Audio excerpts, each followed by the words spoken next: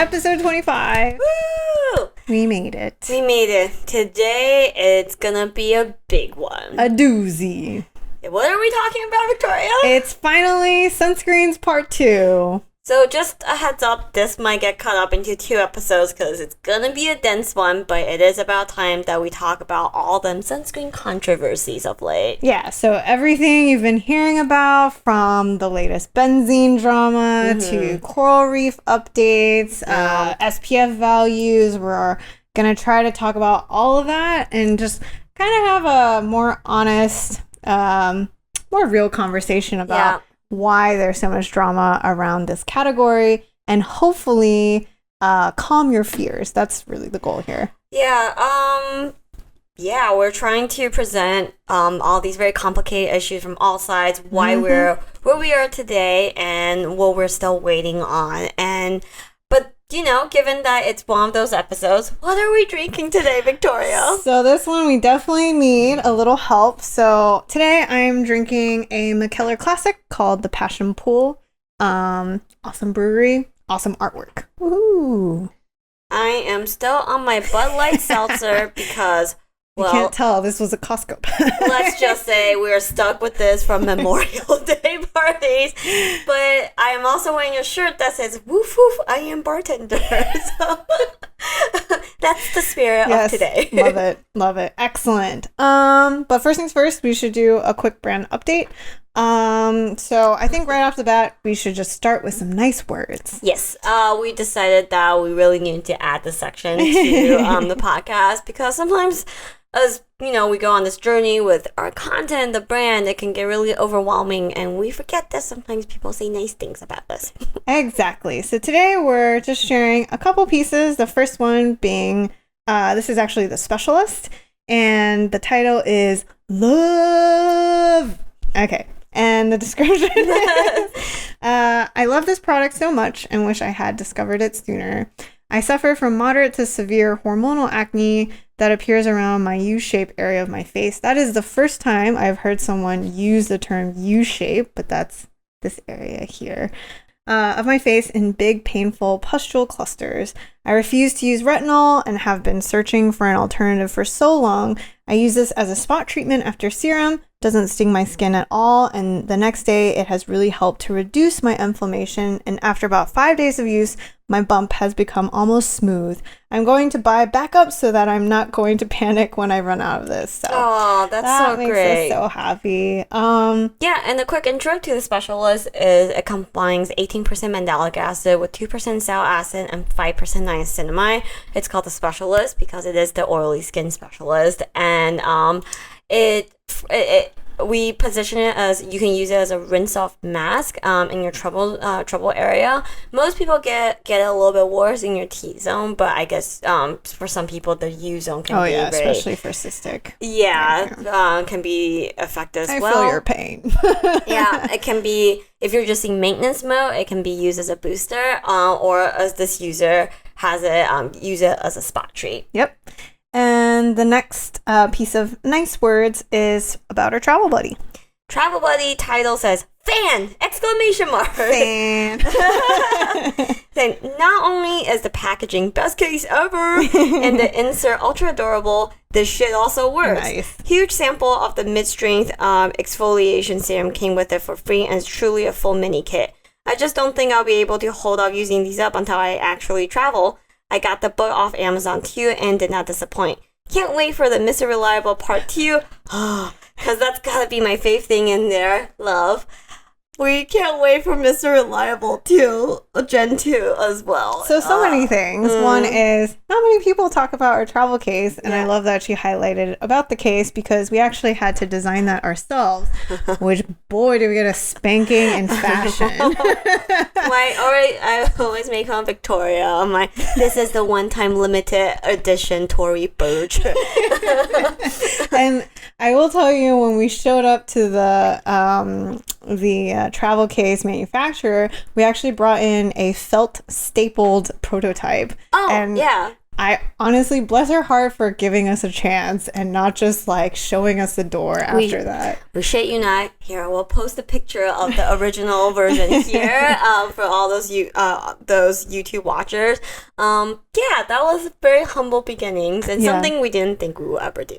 Yeah, so that was a learning process. And also I just had to squeeze that in there because she talked about the book. So thank you. Thank you. And yeah, so Mr. Reliable Part 2. Still working on it, still in progress. I want to believe we're getting closer, and I still think the fall timeline is reasonable, unless something else happens. So, yeah, who knows? But we hope to have some good news soon. Yeah, we really hope by the next brand update, it will be an actual brand update. And I just, nice words. Right. All right, so I think it's time we go ahead and move on to the news. In the news, all right, hit me, Gloria. What you got? So RiteAid has had a board meeting very recently, and they talked about that one of the biggest highlights from that is they wanted to give an update on their chemical policy. I find it mildly humorous because RiteAid is also hopping on the train of phasing out some of the ingredients that they consider to be bad, but they dubbed the evil 8.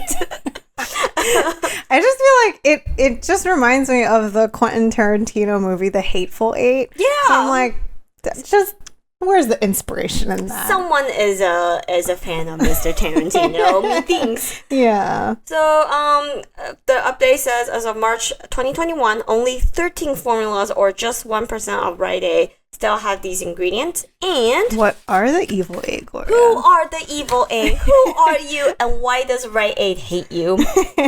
So the evil 8 are triglycerin, formaldehyde, propylparaben, butylparaben, toluene, dibutylphthalate, diethylphthalate, and nonophenol ethoxylates. Whew. So nothing super new, to be honest. So triglycerin to me is I find it kind of interesting that it's on this list, especially with COVID in the past years. Like antibacterial hand soap has got to be really popular. That is one of the active ingredients in those type of antibacterial soap. Aside from the ethanol ones, right? I'm not a huge fan of it, so indifferent about it being on the list. There are a lot of studies that show that it's not so great for the friendly bacteria of your skin. Yes, exactly. Also, parabens, nothing new. Phthalate, nothing new. I have to be honest, I think the only things that might be relevant to their phase out really is the parabens and the triglycerin, especially for skincare. I just feel like that area, it's just, it's a phase out of parabens, which is really prevalent through like drugstore formulas. So, yes. Yeah. So, nonophenol ethoxylate is not something you'll see in skincare much. It's mostly used in detergents, which my first thought when I saw this was like, cleaning does products? RiteAid have their own cleaning products? Yeah, I was like, ooh. I feel like it's been like 5 years since I went to RiteAid, so I don't know. But anyway, that is the evil 8. And usually the nonophenol is more flagged for like aquatic life impact. But yeah, agreed. It's just like, another big box retailer with their no list. So that's a new one for us. And also moving on to some celebrity skincare launches. My God, is this trend very we real? We really should have done a fantasy draft, a bracket or something. I really think we could have hit these. So I will say the first one I did not expect at all. So first of all, Vanessa Hudgens and Madison Beer collaborated, and they have launched a beauty brand called No Beauty. Not like in the know, not like No Beauty. Because that reminds me of Knobs. The No BS. Oh, yeah. Oh, yeah. For those of you who don't know, we call No BS Knobs because their website URL always is Knobs. Yeah. Yeah. But yeah, so this is the DNA kit. Yes. So the No Beauty line is No Beauty. Sorry, so dumb. So this beauty line has a bunch of relatively basic products. I think they have 2 serums, a cleanser, 2 moisturizers, but they have a $95 DNA kit. Supposedly you swap yourself and they give you a diagnostic bag. They say that it will give you a reading in 7 different areas, including collagen renewal, pigmentation / sun damage, Antioxidants support skin sensitivity and glycation. That's not 7. I counted wrong. Whatever. but they'll give you a little reading bar from it. How do you feel about DNA kits, Victoria? Well, okay, I want to ask, does it pop out a product suggestion after? Or I think so. We'll be honest, I didn't personally spend $95 on this DNA kit, but supposedly they'll give you routine suggestions, and basically they call it a curated routine based on that. So if you don't want to do a DNA kit, I'd like to recommend thinking about having your routine being analyzed by chemists. Which, we always say the chemist recommendations a once-a-month thing is starting to turn into a once-a-quarter thing. We're on track for that, but it's going to open up soon. But okay, in terms of how I feel, I don't think we're definitely not there yet in terms of applying DNA sequencing to skincare results. I think we did so I would stamp this as gimmick. Yeah, we did recently we've been recording a lot of podcasts with other people, and we recently did one where we talked a little bit about these trends with microbiome skincare and DNA skincare, where there's quite a few brands that does this, where they give you kits and they give you a personalized product. Our stance as chemists is that it's just a little gimmicky. The science of microbiome and DNA, all that it's all very real. But how your DNA data, how your microbiome data translate to your actual product, that process is not very well thought out right now and not very well defined. Both of us had the displeasure of working on customizable skincare. Yeah. So what that means is, if you think about it, you can come up with, let's say you have 20 active ingredients, you come up with 100 some odd different combinations. That means a chemist have to sit in the lab with 400 jars, just all these formulas 4 different times, go through all the testing, and it's just very tedious. And who's to say Formula 1 is more suitable for you than Formula 38? It's that correlation is just not quite there yet. And I was going to say, you can look at it from a different perspective too, one is think about it on a production level, the actual cost of formulating a formula for you specifically, that is pretty difficult, which means that you're limiting the type of formula you get, which also limits the type of ingredients you can put in. So, and it doesn't help that a lot of these ingredients are not actually tied to microbiome health. Right. So, we're definitely, in terms of customization, in terms of cheek swabs, doing all of this right now, still has a lot more work to be done. And I would say that if you are thinking about, your overall microbiome health, some overarching ways is just have a healthy skin barrier. Yes. Lower pH cleansers are found to be helpful. So think about that in more a general sense than actually saying that, my skin needs the absolute, combo of actives, and I would say that that's not actually possible right now. Right. And also don't DIY your own formula thinking that the secret to your skin. So, yeah. Yeah, and kind of to highlight that point, as I mentioned, the Vanessa Hudgens line is actually very lean. I think there's a total of 7-8 products. And some of the hero ingredients they champion are things like xylitol, aloe, caffeine. They use HPR or gram active retinol in one of their products, and they also have squalene and and one of the ascorbyl phosphates. So nothing super new. These are good ingredients in general. I have a lot of feels about caffeine and how it does absolutely nothing for you, but generally speaking, these are all tried and true, or ingredients very common. Yeah. So how does that translate to your customized DNA worthy experience? I don't know. Yeah. Another launch is a kid skincare brand called Proudly. Yeah, Proudly is a kid skincare brand that's going to be launched by Gabby Reunion and Dwayne Wade coming out. Dwayne. I say Dwayne Wade. I'm still thinking about RiteAid. Anyway, it's coming out end of 2021, so we'll keep our eyes peeled for it. Yep. I guess we are due for an athlete launch, so that makes sense. And then the next one, we're just going to keep going. So the next one is ScarJo. Holy crap, the celebrity train does not stop. But she is also coming out with skincare line. And we don't really know much about it yet. I don't think there's a firm launch day. No. I'm sure they'll come out with a big campaign around the time. Yeah. One of the quotes has been from them is that the result is a clean, accessible approach to beauty. And I don't know clean what that means. has been thrown around a few times in their dialogue. So if that gives you a sense of what to come, but who knows? Yeah, I don't really know what that means, but I guess we'll look forward to it. Yep. All right. And then we have one not so celebrity, but an expansion of a brand in Sunbum. Yep, Sunbum has a new skincare line.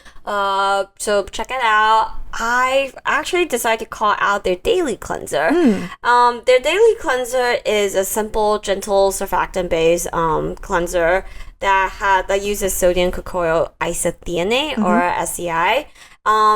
This is considered in the industry one of the most gentle surfactant you can get. Yeah.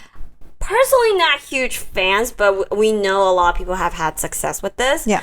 And the reason why we decided to call out this product in particular is it is a very rare case where this is pretty much the only surfactant in this cleanser. Right. So if you have never tried, if you want to dabble in this surfactant, this is maybe a product you can pick up to know if it'll work well for your skin or not. Yeah, and the thing is, like, a lot of people ask us to decode cleansers, and that's actually the hard part for us because most cleansers are a blend. There is an advantage to blending. You can balance and fine-tune, like, gentleness with cleansing power that way. We do it ourselves. But if you're really trying to, like, just find a good place to start in gentle surfactants, agreed. Yeah, I think that makes a lot of sense. And I actually kind of skimmed their other products, and I just want to point out that they definitely love and are riding the banana extract train because that's in everything. But also want to call out that they seem to have niacinamide in every product as well. And we always talk about how, like, you know, sometimes you still can have too much of a good thing even with niacinamide. And just to remember that you only need between 2 to 5%. So that would be our main highlights for if you are trying to look into Sunbum. Yeah. That's it for the news. Lots of celebrities all over the place. Ah, man. I really am sad we did not do a bracket. I think we could have made some good money on it. I mean, definitely next year for sure. All right. It's time for the real meat. Oh, God. This one's gonna be juicy meat. Yeah. So what are we covering, Gloria? All right. So this is about time. We've had a lot of questions about all the sunscreen controversies. So today we're going to highlight 4 major areas of sunscreen controversy. The first one is the FDA Bloodstream study about how sunscreen does get into your bloodstream. And we're going to talk about coral reefs.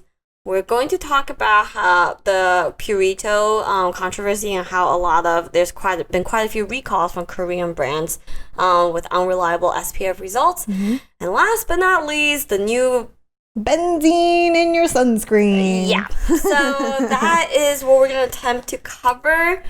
But first things first, I highlight while I was doing research for this podcast episode, I came across this paper that came out in 2000.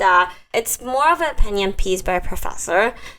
In this paper, he talked about how, like 10 years ago, so I guess in the early 90s or in the 80s, sunscreen SPF values is only like around 10. And then he said, now we're seeing like 15, 30% or even higher what gives. And in the paper, they talked about how his opinion is that SPF system is dated and not very useful and also gives people a false sense of security, which may lead to these instances of skin cancer.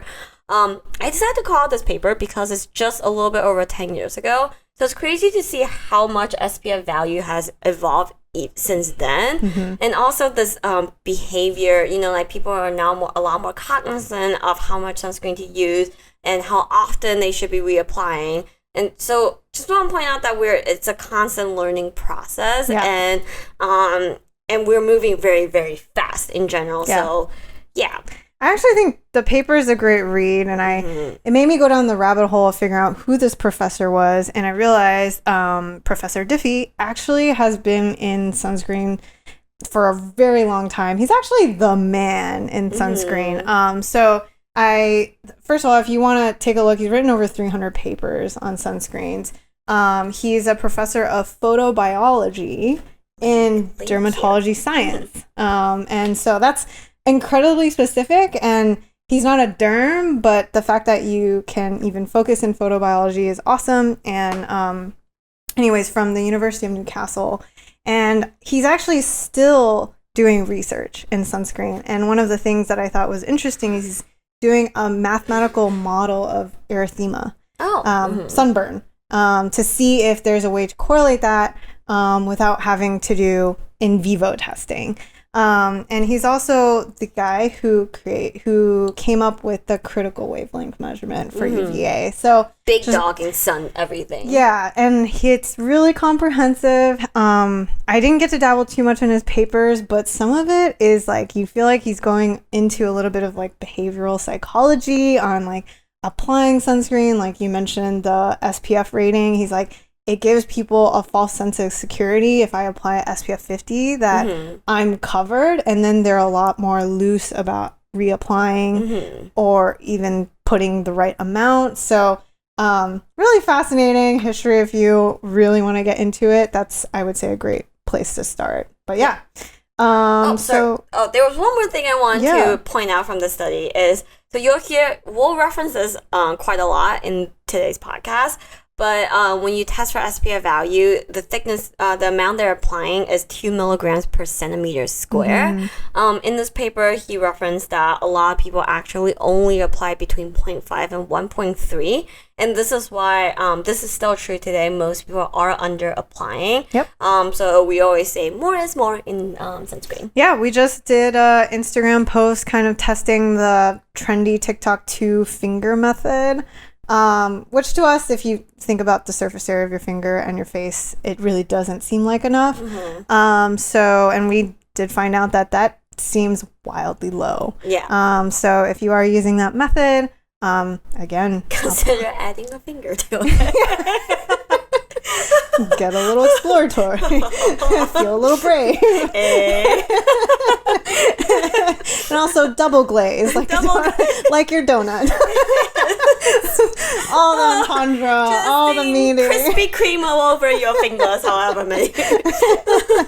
All right. So anyway, bloodstream study. Hit me, Gloria. All right. So the FDA bloodstream study came out right before the pandemic, right? 2018, 2019. So basically it showed that it does showcase that a lot of sunscreen does seem to end up in your bloodstream. I do want to call out that around this time, what's not helpful is sensationalist headlines.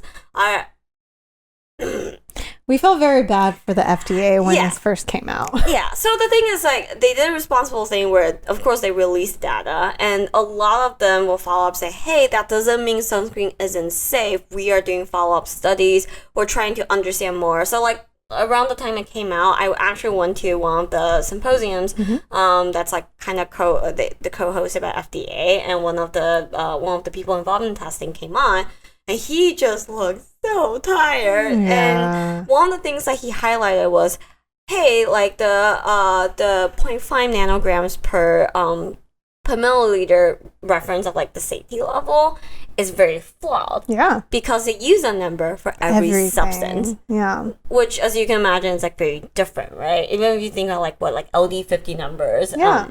And think about, we always harp on concentration matters. The dose makes the poison. Like, this clearly, what calls into question is this number that they're quoting for what acceptable concentration is allowed in your bloodstream. Yeah. I think the other thing to remind people is actually, if you are in the industry and kind of know the history of sunscreens, this actually isn't new. They've always known that there are these filters are detected in your bloodstream and in your urine.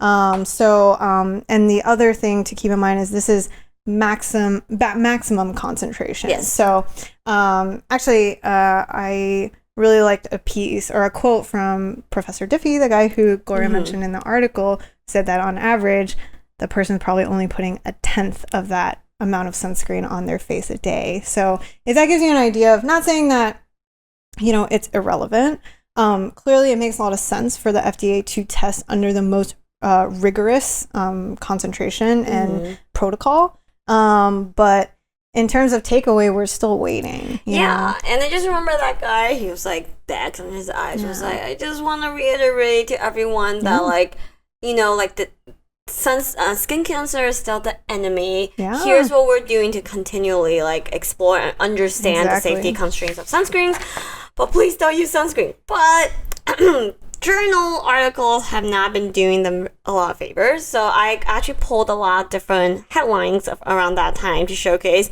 the uphill battle that we're all in. So Reuters, I think, was pretty fair. They wrote, sunscreen ingredients really do seep into the blood. Is that bad? And then they quoted... Seeps. Your skin's just like... So they quoted Dr. Adam Friedman, who is a chairman of dermatology at George Washington University, and I thought he gave a really good line, which he said, it's completely misinterpreted. He said, just because it's in the blood doesn't mean it's not safe, and it doesn't mean it is safe either. The answer is we don't know. I can understand why a lot of people think that's not a very satisfactory answer, but it's a reality of where we are right now. Also, this might scare you a little bit. There's a lot of other things in your blood, too. Just the way it is. It's life. Also, think about the things that you ingest. So we're just out to understand more. And then next, CNN has 7 sunscreen chemicals enter the bloodstream after one use, FDA says. But don't abandon sun protection. So I like that they tried to be fair, but the beginning part just sounded very Once you know the alarming. 7 sunscreen chemicals enter bloodstream is what shows up in the Google search. So there you go. And then New York Times decided to just keep it very lukewarm and write, how safe is sunscreen? Which I actually hate because that just kind of adds doubt to the entire category. And what does that actually do for everyone? Right. And then Wall Street Journal had sunscreen chemicals accumulate in bodies at high levels. Whoa. Shame. Detection and accumulation. Not the same concept. And then they even wrote this line, which I was like, what the fuck are you talking about? They wrote, for comparison, a concentration of 4 nanograms per milliliter of THC, the compound in marijuana that gets you high, corresponds to a blood alcohol content of 0.04% by weight. I copy and pasted this quote, so whoever wrote this, are you high? About what a person weighing 180 pounds would register after drinking 2 beers. Yeah, that's not how, that's... Apples, durians, and concrete block. Like, just... Worst form of writing. You are correlating things of completely different natures in the same sentence. That doesn't help the reader. You're only inciting fear. Shame. Yeah. Shame also, on you. Nobody's getting high on sunscreen during the bloodstream. If you are, tell me. Write to us. Are you okay? So... And then my favorite is, of course, a Daily Mail, which I hope most people wouldn't take them very seriously anyway. But this is like just a prime example of like shit that was out there from this study. The Daily Mail's headline was, sunscreens leach up to 360 times more toxic chemicals into the blood than the FDA allows, raising risks for liver and kidney failure, study finds. Oh my god, Daily Mail, where the hell are you getting your info from? So I think the general takeaway, if you ever hear of any drama in skincare, is if you have a knee-jerk reaction right out of the gate at a title, an article that you read, just pause for a second. You know, most likely there's a lot that needs to be cleared up before someone can make that kind of sweeping statement. Unfortunately, it happens too easily because everyone's all about the click. But yeah, so anyways, let's all just take a breather here. It's going to be okay. Yeah. So anyway, I think for me, this whole drama was really hard for me to talk about because while like, please don't use sunscreen. I mean, look to physical. If you want to avoid the controversy, we understand why this seems really alarming, but I think the conversation around it isn't helpful to progress. And just remember that a lot of times, these ingredients that get called in question, even after they're proven guilty, sometimes parabens, they're tossed so firmly under the bus that there's no rolling back good ingredients. It's just really tough. Yeah, and also like I think the thing that also people can kind of take away from is they think that your skin is very porous, and that's really not the case here. You know, sunscreens are meant to bind to the top level stratum corneum of your skin. You know, I really fear like when people think that, oh, my skin is a sponge. And to be honest, as formulators, that's actually our most difficult thing when it comes to creating anti-aging ingredients, because the skin is so difficult at absorbing actives. So hopefully that gives you some frame of reference. But yeah, we're just waiting now for more work to be done. But no surprises here. Yeah, it's gonna be okay, guys. Also, we should put out there that people like the Daily Mail, when they say that these things could be possibly causing cancer, and there's nothing that's been shown to link to like that these chemical filters are linked unsafe. And are unsafe and could potentially be harmful. So I definitely want to put that out there, that despite what you read, there's a lot out there. You could get into some pretty dark rabbit holes. So definitely try to refrain from thinking that line. Yes. It's not true. No evidence. So that is Chunky Me Part 1. All right. Next. Coral reef. Okay.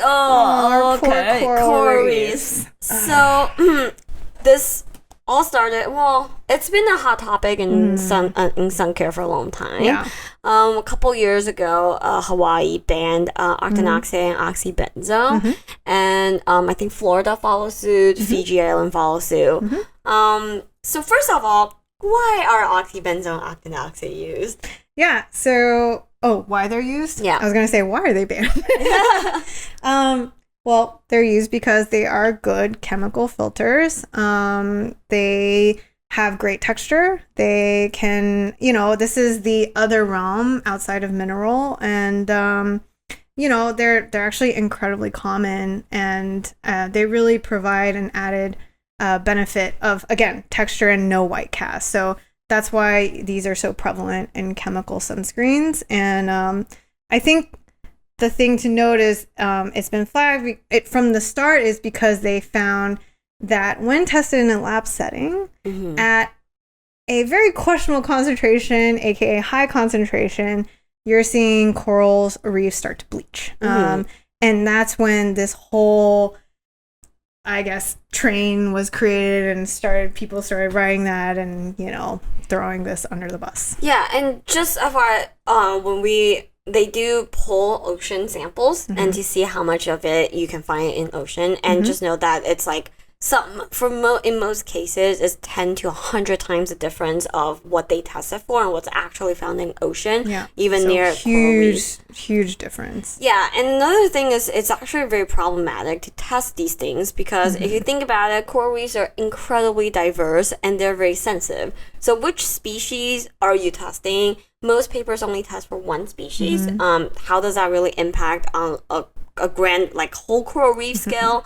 And then also, a lot of these coral reefs are very, very temperature sensitive and sensitive to light, other composition in the water. So let's say in the laboratory, you are synthesizing, creating a pristine ocean-wide water environment for them without the other difficulties that they are dealing with in real life. Like, what does that tell you? Also, how do you quantify how much filter and that concentration, what should that be? In these scenarios, that's also very difficult. So yeah, it's a 360 problem. And the biggest issue with this is coral reefs are just dealing with a whole gamut of BS. You know, they're having a tough time. One of the biggest problem is actually just the rising ocean temperature. Most corals thrive on a very, very narrow temperature window. And that's one. And something that I wasn't super aware of beforehand is a lot of researchers have called out agricultural runoffs because these water runoffs are really highly nutritious. Sometimes it has a lot of sediments, and all these can disrupt just the very delicate balance of microorganisms in ocean water. Yeah, people are looking at just waste in general. These like nanofibers that come from clothing and all of that. That there's, if you can tell, there's a lot of factors to think about. So while we're definitely not saying that we shouldn't look into this, because we definitely should, just understand that it's a 4D problem that It's time. It's time. We have some tinfoil hats again. We got tinfoil hats. Gloria made mine and must think my head is very small. Yeah, so, I really look like a foil bishop. tinfoil Pope is here. Anyway, today's tinfoil hat theory is, while I think I'm under no illusion that the skincare industry or cosmetic industry is perfect, but it is also easy scapegoats. Yes. A lot of times, like, easily thrown under the bus. I can't move because the core exercise. Yeah, so it's easy to call out and say, "Oh, look at cosmetics, bad beauty, big beauty conglomerates, bad," because bigger problems like the rising ocean temperature or agriculture runoff, it's just a little too detached from consumers. Yeah. So it's like that issue doesn't, or people might feel like, "Oh, it's so daunting, you don't know what to do." It's like the plastic straws. Right.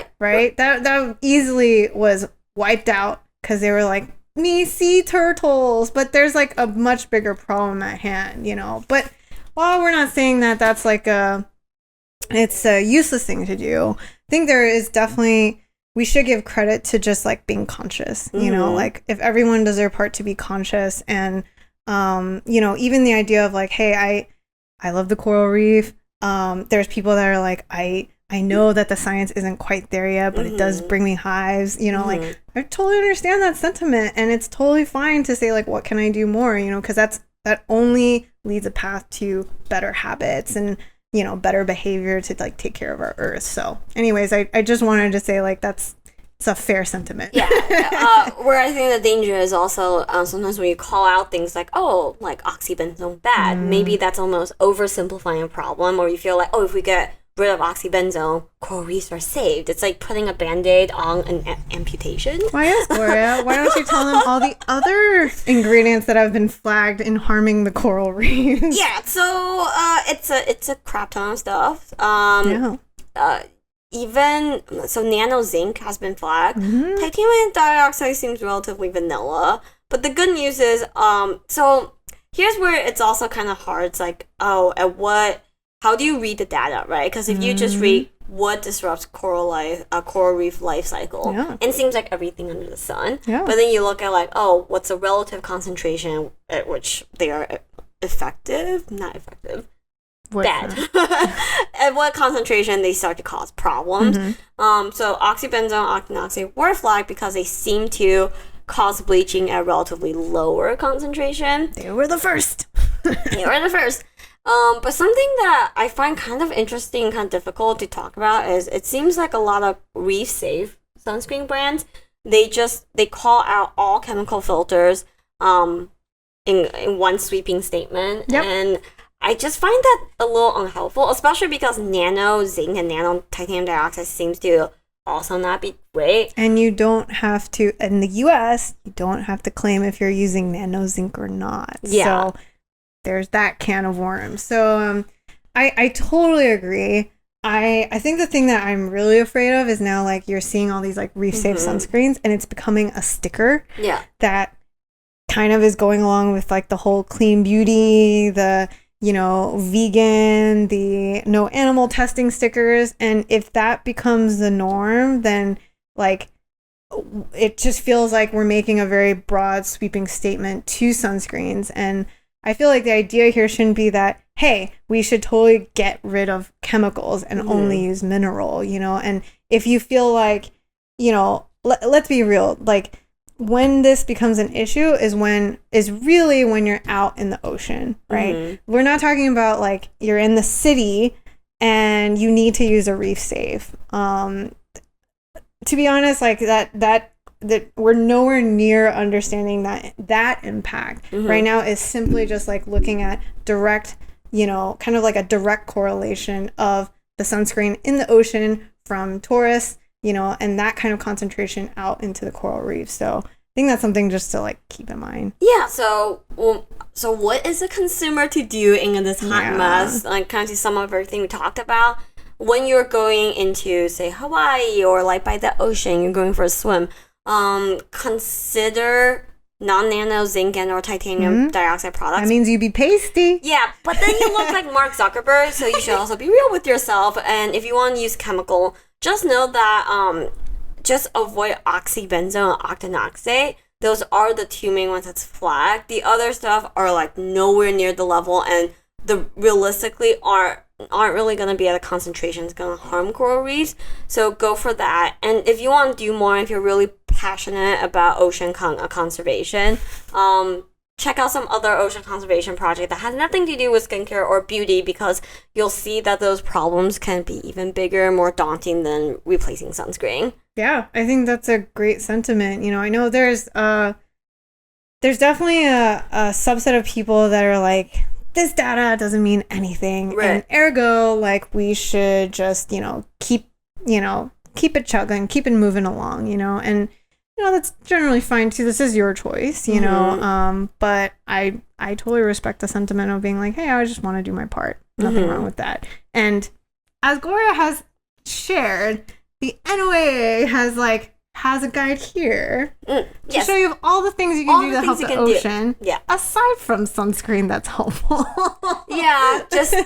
Again, these topics are so hard to talk about, and I feel like Gloria, keep it together. We still got two more. We got two more. I just feel like it's hard to get. Okay, I understand why people. It's so much easier to just get out your indignant pitchfork and be like, how dare you ever use oxybenzone? Yeah. Some of the things that we have talk about, it's nuanced, and there's different slides to it. So it's we have to defend the bad things we're talking about, and it's also very tough. Just a reminder that we only have so few filters in the U.S. as well.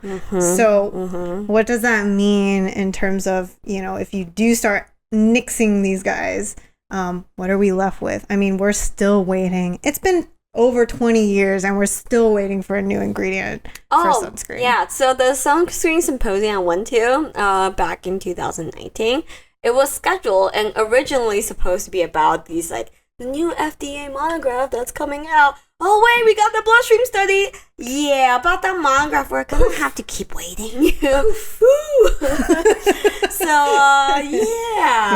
Yep, that's just the reality of it. By the way, I'm gonna be very, very sad if somehow, in the US, we're stuck with just zinc and titanium dioxide. I know. I could not agree more. So been dabbling in some nano formulas. Still draggy. Yeah. Hate to say it. Still draggy.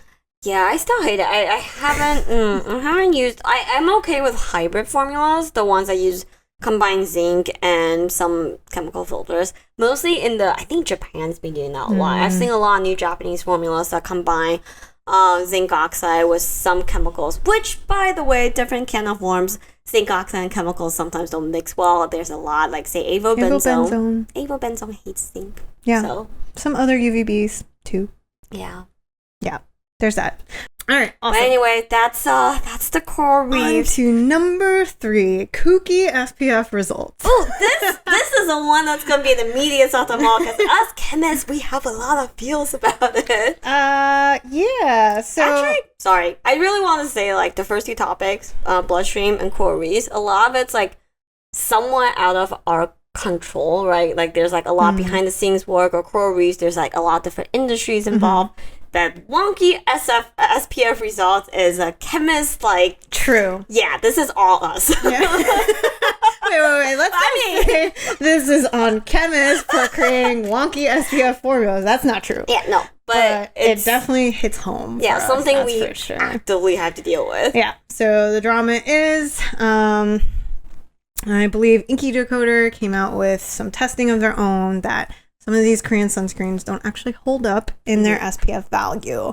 And bottom line is, as chemists, we are not surprised. Yeah, so in Victoria's previous life, she's had to deal with some. So to give you guys a quick rundown of how formulating sunscreens work is basically you have a SPF target. It depends on what you're formulating. It can be a cream, could be a liquid, whatever it is. There's a general brief of what you're doing. And when you're formulating, you have to keep doing quick checks, right? Let's say you want to add an active ingredient. You have to run to and none of these are in vivo. They're not on actual skin. You do a quick check in vitro on a glass plate to kind of make sure SPF doesn't do wonky things. Right. And the crazy part is the filter system is probably decided fairly early, and you don't touch it for a few iterations, yet SPF value can just change like crazy. And the only way to really validate that and to really be sure is through in vivo testing. So that's why it can get incredibly expensive if you want to do it to the best standard possible. So yeah, I've definitely spent a good chunk of my time doing some SPF studies. Fascinating the things you can find in terms of how the littlest change in your formula could suddenly drop your SPF value. Overall, SPFs, both chemical and mineral, are not easy to formulate. Yeah. And that's just the nature of the game. And so when we hear about, some of these SPF values not holding up, again, it's just, it's like, oh, that really sucks. Yeah. Oh no. Damn, bro. Colored me shock. So just to highlight a few formulation challenges you may encounter, chemical sunscreen, a lot of instability. Benzone's notorious for being unstable, so you need... It also doesn't like to interact with many filters that it needs, so yeah. Yeah, so that's one. Zinc and titanium dioxide they don't like staying, it's a powder, it doesn't like staying suspended, so there is that stability problem. Things might settle if you don't formulate correctly, and it's also process dependent, which is another nightmare that chemists have to deal with. And that's really important because if you don't have a uniform formula, that means your application is not going to be good enough to give you proper protection.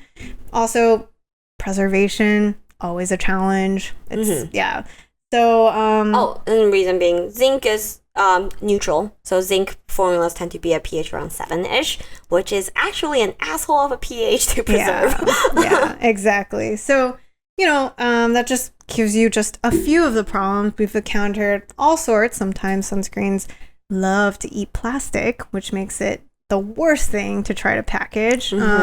So, hopefully that gives you a pretty good idea of chemist AA meeting.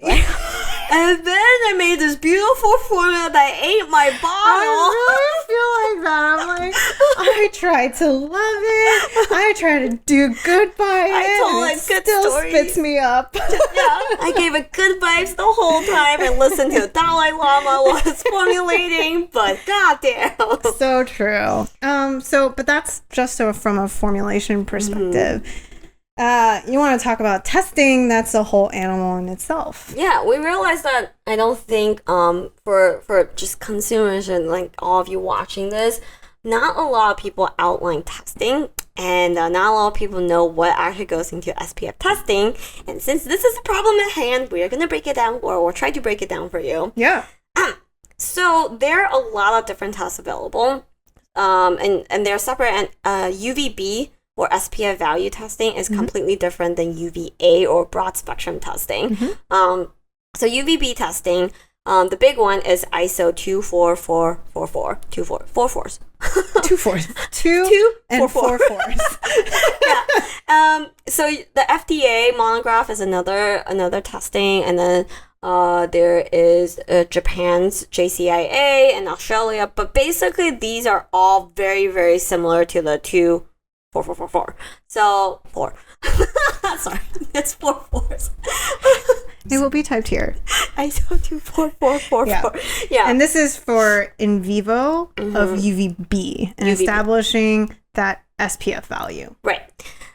This might be surprising to a lot of people, but the protocol says N equals 10. So your your SPF value is actually determined by just 10 subjects. To be fair, it's decided on 10 because they with the 2 milligram per centimeter square testing protocol, they see very little variability in the data, so they're like 10's good enough.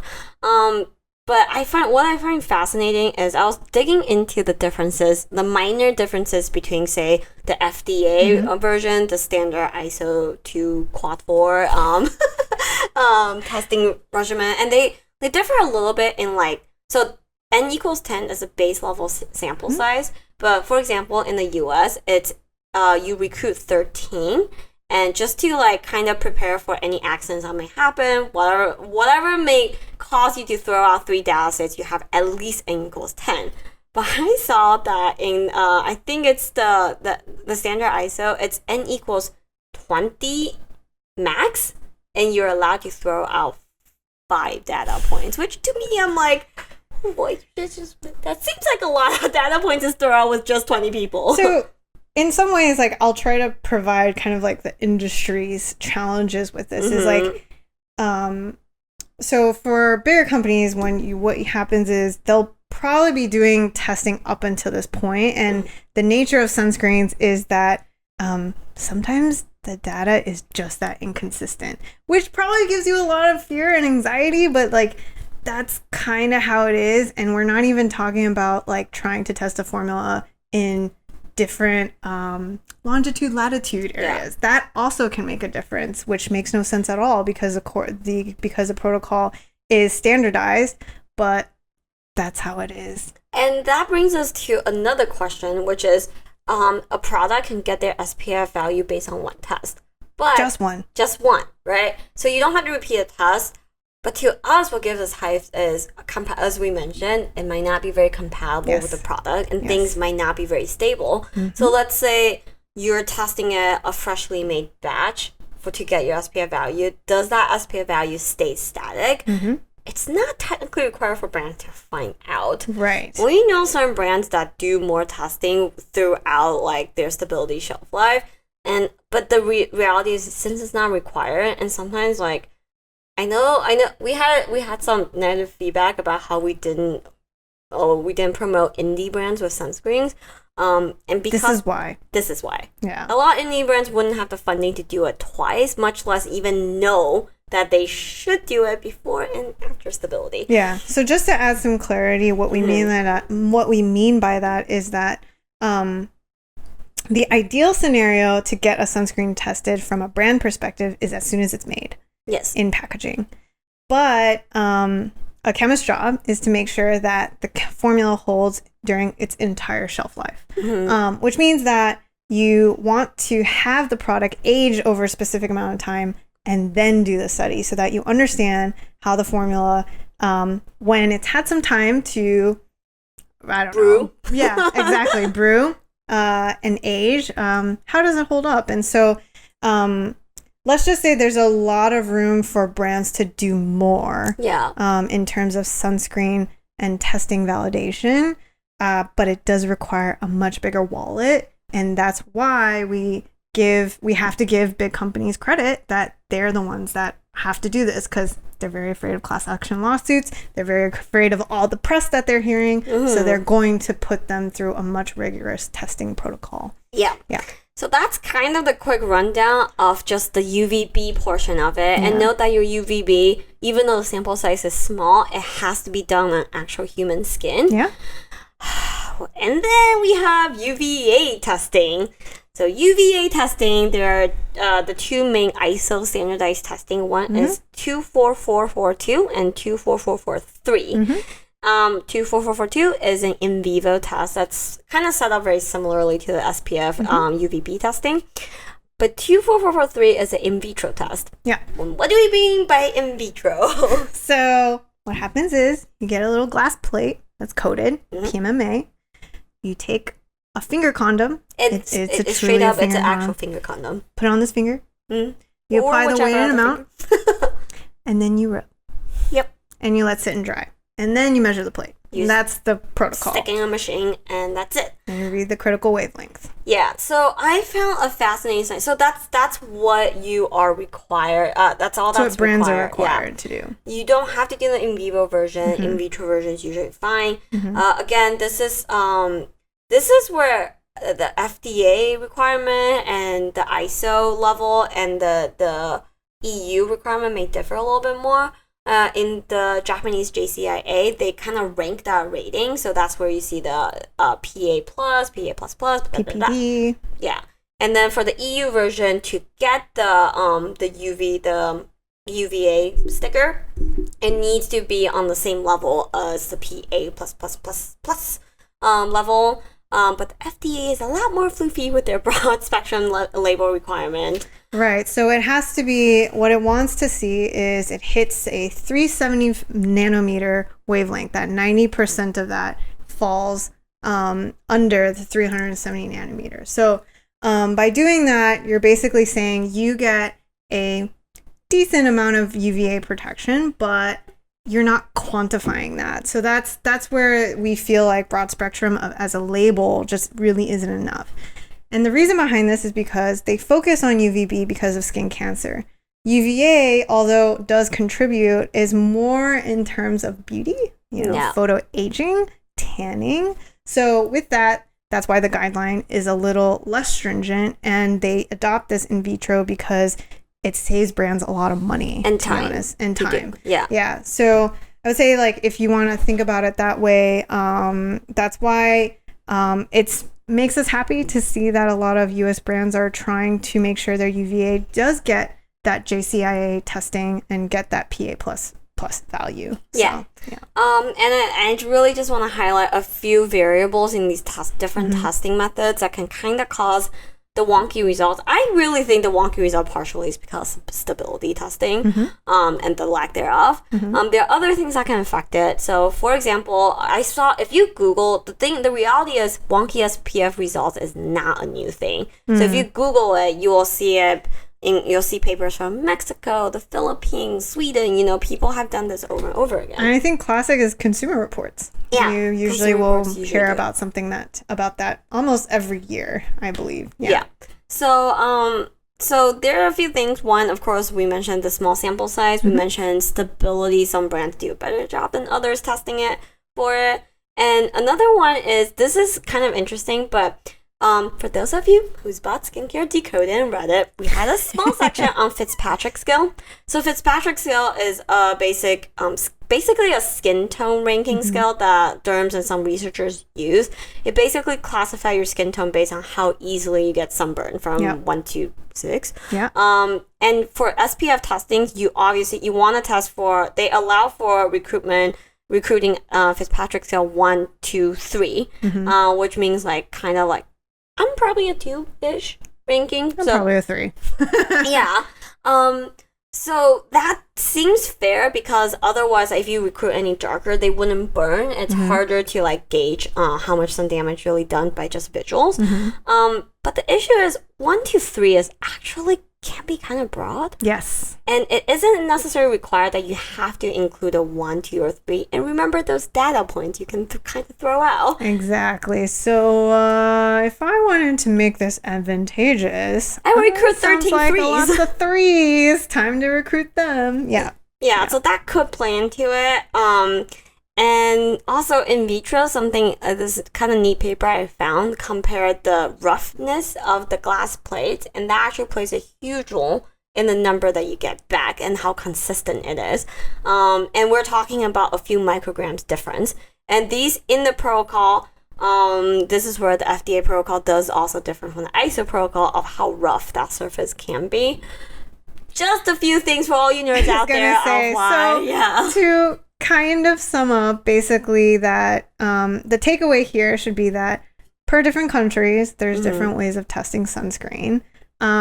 We appreciate brands that do perform a more rigorous UVA testing with the in vivo method. That's how you get the PA and PPD numbers. And the other thing here is, while it does sound like am I supposed to be doubting SPF values here? No, that's not the case. I want to, this is not to, stick up for the Korean sunscreens with lower SPFs, but on average, some of them are around SPF 15 when they claim SPF 50. And although that is a significant difference, SPF 15 is still a relevant level of protection. So I wouldn't say that you definitely cannot make the statement that, holy cow, I've been using this sunscreen for 3 years and it's been giving me, I've been just unprotected from potential skin cancer, So that's kind of how we want to kind of give you a more well-rounded perspective on all of this. Yeah, and I also think that something else to think about is some people might get really mad at the brands themselves. So for us to like go through all the testing things, this is not something Gloria and Victoria can decide. It's not something these brands decide. This is a whole like top level. This is the state of the industry. Yep. You know, a lot of these brands, like say like Crave, Purito, they follow the guidelines and they tested their formulas, and maybe there's room that they could have done more, but at the same time, like, this is what they're supposed to do. This is what the industry guidelines are. You know, they test it once and that's it. So it is a bigger conversation that honestly the whole industry's been having for decades. And in some ways could happen to anyone. Yeah. You know? So is it necessarily like true irresponsibility and recklessness from a brand? Nah, not really. Yeah. And to sum up, this is why the two of us have not come out with our own sunscreen formula. But should you own, please donate to here. Just kidding. Yeah. Honestly, we got so many inquiries when we from people who are fans of our products and they're like, oh my god, when are you coming out with the sunscreen? You know, like I feel like I would really trust you guys as sunscreen. We're like, we hear you. It is a long journey and the testing budget be a little dry right now. Yeah, exactly. We would really want to do that right. Answer all the questions we have and the gripes we have about sunscreens and sunscreen testing. But boy, do we need a budget. Yeah, for real. Yeah, so, all right.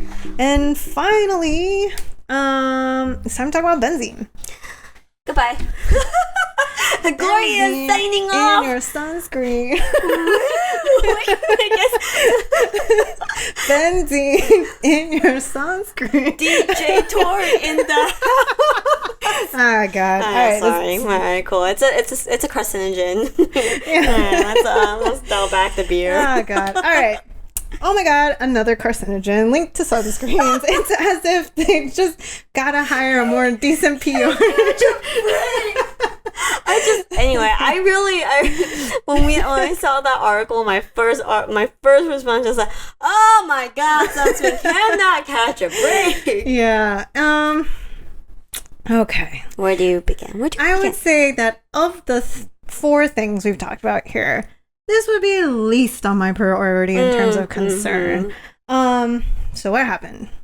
ValueSure, which is a third-party like quality and safety assessment group, basically screened 300 sunscreens and detected benzene in 78 of these sunscreens. And just like Laura talked about with the Bloodstream, it's time to read some headlines that followed soon after. Sunscreens with benzene forces recall for several top brands, which there actually was not a recall, I believe. It's merely a launch of your batch number and whatnot. But anyways, we'll talk more about it later. Next thing, the carcinogen benzene was found in these 78 sunscreens. Dun, dun, dun. It's a lot. It's a big number. Number 3, cancer-causing chemical found in over 70 popular sunscreen brands. Number 4, which probably is my favorite, Bad Day Sunshine. Benzene found in many sun care products. And finally, consumers should be very concerned, in quotes, about sunscreens with benzene. So, it probably with these titles immediately click. Worst thing is, I actually found one article that actually listed, did a top 10 benzene-free sunscreens, which I thought was really shitty. What a capitalist moment. Jump on me. Oh, exactly. Looking for benzene-free sunscreen? We got affiliate links for you. Exactly. So, definitely not the right reaction to have. What actually happened is, and what we should explain is that benzene is just typically not very commonly found in sunscreen. It's not used. It's not something that, oh my god, sorry, this is a bit of a tangent. It's kind of like the PFAS scandal about... Really? You want to do that here? Very top level, really quick. It's just, we just saw headlines that say, brands are deliberately keeping PFAS off the ingredient label. Oh, okay, that's not how that works. Brands are supposed to disclose the ingredient list. Sometimes in creating raw materials, they are stragglers. They are contaminants in a product. And a lot of times there's industry guidelines to what's the safety level of that. And below which, honestly, a lot of times, you will see it in like pp, parts per billion, parts per million, then no, those don't get added to ingredient list. But they are talking like, oh, they are secretly adding PFAS to ingredients. That's not how that works. We're not out to get you, I promise. But basically, we want to say that this is not a common situation. It's simply a contamination issue that, and we are guessing, though do not have confirmation, is that it's a raw material contamination issue. Just because of the diversity of product, the diversity of brand, it's the only thing that would make sense to us. So, one, we would say that this is not a general, like, chronic issue of sunscreen. Yeah. So you shouldn't think that this is something I need to constantly screen out of my sunscreen, shopping purchases. And yeah, if you, let's say, did stumble upon that you have been using a sunscreen that was flagged in the report, they purposely released the batch codes and lot numbers. It's a lot issue, so simply you would just want to phase that out. And that's actually one of the main reasons why they release a lot code, because it's a batch contamination. It's, and the brand did the right thing, they found out that lot is contaminated, so then they recalled those products. Yeah. And I would say that, another thing too is like, this is the many layers of product development, like even for raw materials, like situations like this can happen. That's life, and so but I think we should say, like, a lot of brands, they really do all they can to make sure to come out with a safe product. It's not like, again, they're trying to like, let me just sneak like benzene. They'll never see this coming. I hate humanity. Let me dump this in. No one does that. That's not how it is. All right. Anyway, so that's it. That's the 4 topics. Oh, God, sorry. Was this fun? Write to us if this is fun. Can you leave it in the comments and tell us that this was insightful and interesting? We totally understand if you use this episode to punish your children. Or if your kids won't go to sleep. We try to give more insight and kind of, especially with testing, it's just, things that on one hand, I think it's kind of cool that what chemists do is getting highlighted. Yeah. Not so much fun that it's getting highlighted in a very negative way, but it is the reality of the difficulties with this category. So hopefully this gives some insight into why things are the way they are. Yeah, exactly. And I did want to ask Gloria, so I have this kind of like theory after like dabbling in sunscreens and kind of reviewing all the literature.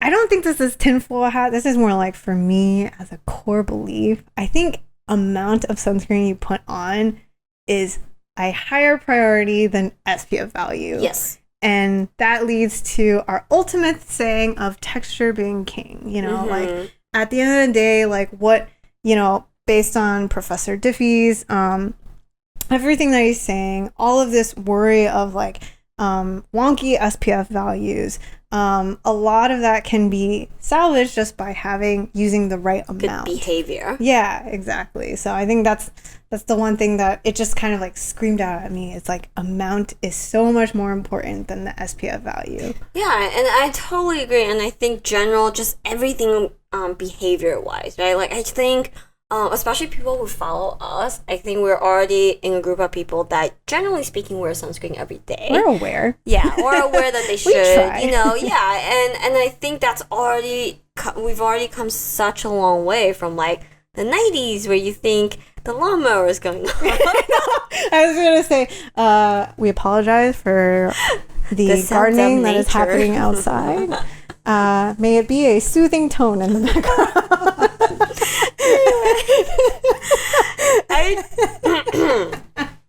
We try so hard. I think we've already come a long way from, the age where people purposely go to the beach with no protection to get burned, to get tan, to now to an age where people only wear sun protection when they are maybe going to the beach. Now I think people are a lot more aware of wearing sunscreen more or less on a daily basis, and be much more cognizant of reapplying. So honestly, I think behavior is going to make all the difference here. Exactly. Chemists will always be striving to come up with better formulas that will help you comply better. Yes. And just make it in a safe way. In a safe way, yeah. And the reality is, again, going back to the article that I kind of pulled from Professor Diffie in the beginning, it's an evolving topic. You know, progress is happening super fast, and we'll just try to keep everyone up to date on all the work that's being done. So for now, like, keep calm and just use sunscreen. Yeah. And if you're worried and stressed, like, come talk to us. Yeah. You know, don't buy that plant SPF. Oh, all right. Last topic. Surprise hidden topic number 5 that I have to talk about. I was waiting when to know. DIY sunscreen. So, I wanted to do an Instagram post on DIY sunscreens. I've been sitting on it for a long time because, like, the reality is, I think our followers aren't the people that's gonna go to their kitchen and come out with a batch of sunscreens. Y'all good. Yeah, good. Y'all good. Yeah. But it's still prevalent, especially with, I feel like every time an article comes out on a sunscreen scare or something negative, it's just room for high. Have you met carrot seed oil? Yes, exactly. Those things just get a second wind, third wind, and I know there are people out there, they're not necessarily our followers, but if you know those people, please share our stuff with them. It's just, I know that just makes people want to go to their farmer's market to buy all natural sunscreen. So I did a little digging. The most common DIY home sunscreen formulas is basically like coconut oil mixed with zinc oxide. Yeah, man, whatever. But I found so many formulas that says zinc free. They call it metal free. Like, I guess they lump zinc with like the aluminum scare. That's on top of chemical free. Yeah, chemical free. Oh my god, like stuff that blends like carrot seed oil, like I think rosehip. No, maybe not rosehip. But there's a list of organic oils that they claim to have natural. Yes, raspberry seed. I don't know, man. This is not okay, raspberry. Boo, raspberry! You belong on a pie, not on my face. But yes, but a lot of it came from, and I was like doing some digging. I was like, where the hell do people get that impression from? And there's a paper, I think it's a Canadian paper that came out in like the 2010s that tested these oils and claimed that they had these SPF values. And again, now you guys are all armed with knowledge of how SPF testing works. A lot of these are done in vitro, and they're not in an actual formula. It doesn't translate, and I was going to say, we can guarantee you that those oils have not been through proper SPF testing. Yeah. Huge red flag. Yes. So what that means is these oils may or may not help supplement your sun routine, but they are not sunscreens. They're not a replacement.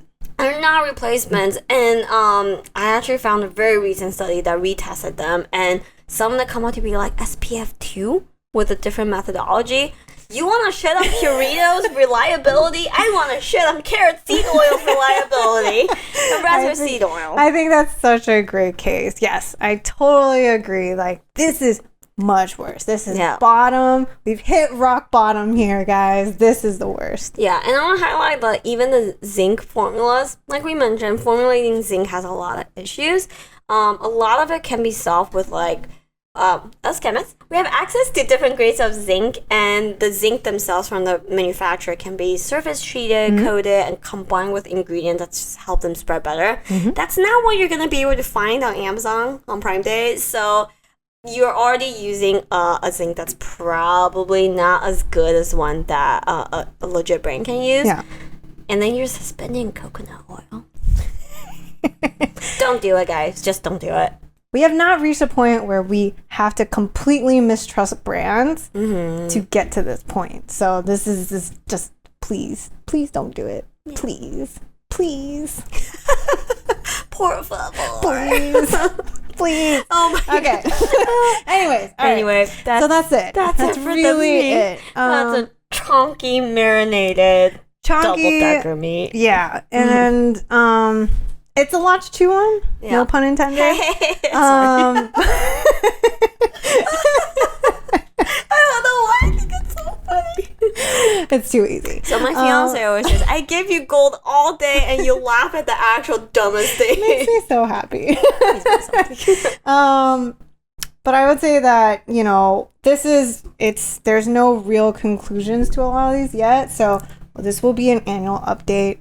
We will try, hopefully, to provide some new evidence, though we know all of this is just, it's going to be a slow development. Yeah, and recently we like really come to this conclusion. We always think about like, oh, what do we want people to know? What do we really want people to embrace? And part of it is just know that being in the gray is normal, and that is actually just how it is when you're making progress, because we as a species, we're learning as we go, so it's okay. Exactly. All right, I think it's time. Oh my god, let's move it along. Let's do it. All right, it's time to break it up, break it up, break it up, break it up.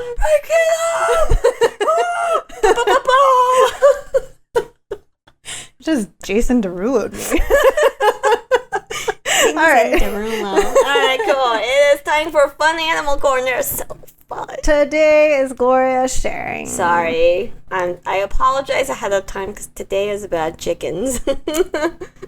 How to cook them? I mean, that could be part of it.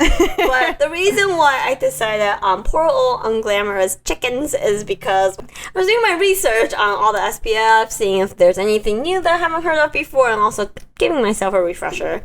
I found this thing called SPF chickens, and I was very, very confused, and it turned out I'm just very ignorant about agriculture science. So SPF science actually just refers to specific pathogen-free chickens and eggs. No, chickens that boost your SPF. I am into all these time. Kentucky Fried Chicken has been helping us out this whole time. Genius. That is an ingestible I can get on board with.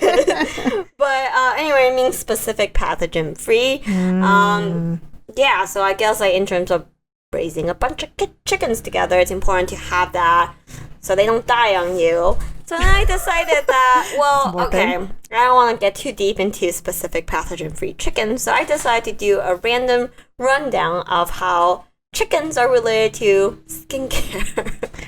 This is really stupid. This is really dumb. Sorry, guys. If anyone knows It's Always Sunny in Philadelphia, the meme with the guy with the red string, imagine this happening right now, because this is what I'm seeing. Okay, go. So first of all, tranexamic acid. It is a whitening ingredient that's very popular in Asia, has recently like caught a bunch of popularity. It has recently caught on the Western side as well. And it's also used to prevent severe periods as a drug. Apparently, they have tested it to prevent hemorrhages in chickens. Like they put it in their feet. Yeah, like that's where they like have a bunch of chickens in questionably small spaces. We apologize, vegans out there. It's just the nature of the studies. Yes. So, tranexamic acid. You never knew that's how it could be used too. Got it. Kojic acid is toxic to chickens. So don't feed your chicken your kojic acid cream. Yeah, don't feed them your kojic acid pigmentation serums as a broth. Wait, that's not the wrong. That's the wrong term. Wow, that's the wrong term. Chicken feed. Yeah. Yes. So then, lastly, this is actually a little bit more directly related to skincare. Is CAM studies. So CAM is in CAM. It stands for chorioallantoic membrane. Membrane of chickens, and these are just chicken embryos and egg. It's the membrane. Once they get fertilized, they develop this, and it facilitate exchange of respiratory gases, calcium transport, and just a lot of important. It's an important membrane to the embryo development. This membrane is actually used as kind of a gauge for how irritating an ingredient or formula might be. Yeah, so this is actually a very, very common study. It's typically done at the ingredient level, though sometimes you'll see it done on formulas as well. Just to gauge, and you can't get full on, like, you're not going to get like dermatology tested. It's chicken tested. But it is actually really, because that makes... Sorry. I don't think anyone... Chicken tested on Mr. Reliable. I'm ready. Yeah, but this membrane, as you can imagine, is pretty sensitive. So they use it as a gauge for irritation studies. And it's actually correlated decently well to human skin. So anyway, CAM studies. Yeah, I think it's and also just like a cool innovation piece as as always mentioned, animal models, mice models, it just doesn't always translate very well. So, if you think about price and impact, lesser evils, it's studies like these that are very helpful. Yeah. There are actually two main animal membrane, I can't talk today, studies. So CAM is one, the other one is called BCOP, it's cow eye. So anyway, you didn't think you're going to get a deep chemist formulation insight today, but there you go. CAM and all the SPF testing studies in one episode. As you can tell, Gloria went down a rabbit hole. It was a deep, She's coming back to us now. Joining us in the rabbit hole. So then to end this animal fun fact corner, I had to ask Victoria, KFC or Popeyes? Churches. Churches chicken, really? Actually, so I think of the two, Popeyes. There's something about KFC, like the skin, that has not been my favorite. It's a little too oily, greasy for me. But I recently have tried Churches and was pleasantly surprised. So I would choose Churches over the two. Oh, interesting. What about you, Gloria? Popeyes. Yeah. So I grew up on KFC, and I'm someone that's like, I can be a little loyal to the taste I grew up with. But I find KFC to be a little inconsistent. Yes. Yeah. Exactly that. But I love Popeyes sides too. I love their fries. I find KFC fries to be soggy. Yeah, I feel like they're a sad impression of what a potato is supposed to be. A sad evolution of the French fry. So, anyway, that's all for the animal corner for the day. I'm so sorry, guys. I tried. Chickens. Chicken. Thank you. SPF chicken. Yeah, thank you for all you do for us, chickens. Yes. Both as a diet and in testing. Yes. All right, let's wrap this up with some minor Q&A. Yeah, we'll keep this quick because this episode is long. Yeah. So Emily asks us, can you comment on negative interactions between avobenzone and zinc oxide? I've heard that one degrades the other, correct, but not sure if that goes both ways. This would come into play if one were to apply a mineral sunscreen, then a foundation that contains a chemical SPF on top, or if one applied a chemical sunscreen for first application and mineral for reapplication, or vice versa. Thank you. Yeah. That is a very, very deep question that I wouldn't expect. Anyway, so yes, you are correct. Avobenzone and zinc do not play well together. It's not a mutual cancellation. Where avobenzone degrades very, very quickly. And I mean, in terms of going both ways, avobenzone should just never be formulated with zinc. But in terms of layering, my take is it's fine. Oh, I actually am of the... I don't recommend it. Because they all need to establish films. And unless you're leaving a really long drying period of time, I don't recommend that because you often have films compromising each other. And that's why I would rather you do one sunscreen and then if you say do just a simple foundation, you do mineral, that would be ideal. But sometimes it's hard. I understand that you want to have both protection and foundation, but I would say just stick to one. If you want to do tinted foundation, just stick to tinted foundation. That's a good take. Listen to Victoria. I was gonna say it doesn't really matter that much because in my head, my logic is if you're ending on mineral, it will still give you protection. The avobenzone is probably gonna die a sad death. But so to me, let's say if you're reapplying with chemical, I would think that's a bigger issue because then whatever residual zinc have may be causing your avobenzone to be dying faster than you think it is. But generally speaking, I agree with Victoria. The film forming aspect is very important. It may have nothing to do with the filters, but just the nature of different formulas interacting. Exactly. And if you hear footsteps in the background, that is my dog chasing about the to lawnmower. pounce the gardener. All right. So next question. Next question. This is from Lynn Allen Slocum.